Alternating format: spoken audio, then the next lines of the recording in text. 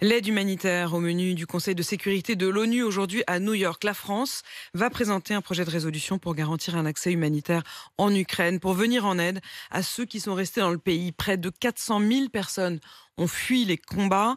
Mais d'après le Haut Commissariat aux réfugiés, 160 000 sont également restés bloqués en Ukraine. Une fuite dans l'ouest du pays, notamment à Lviv, où se trouvent nos envoyés spéciaux, Caroline Philippe et Nicolas Repère. La ville est devenue une zone de repli pour ceux qui fuient la zone de guerre, mais ne veulent pas pour autant quitter leur pays.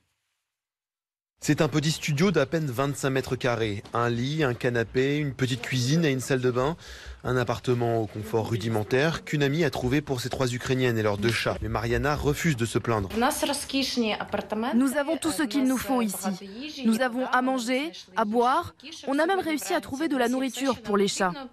On se sent vraiment chanceuse par rapport aux Ukrainiens qui doivent se cacher dans des abris ou se battre dans les rues. Avec une amie et sa fille, elles ont quitté Kiev jeudi matin, surprises par le début de l'offensive russe.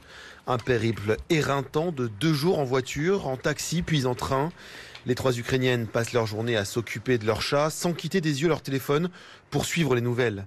Mariana a écrit une tribune en anglais qu'elle veut diffuser sur les réseaux sociaux. Malgré cet exode forcé, cette trentenaire ukrainienne ne s'imagine pas quitter son pays. Nous aurions pu aller en Pologne. C'était possible, mais j'ai confiance en mon pays. Je pense que l'Ukraine va pouvoir résister.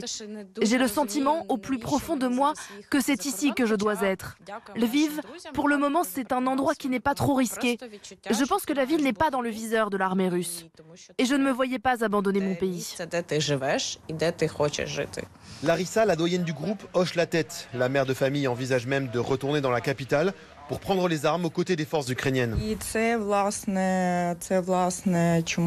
ce moment, je réfléchis de plus en plus à retourner chez moi à Kiev. Je suis impressionnée par la résistance que les Ukrainiens opposent à l'ennemi. Ils ont réussi à repousser l'invasion. Donc oui, je pense que je devrais aller m'engager aux côtés de ceux qui combattent. Je ne vais pas pouvoir rester ici. Ma place est à leur côté.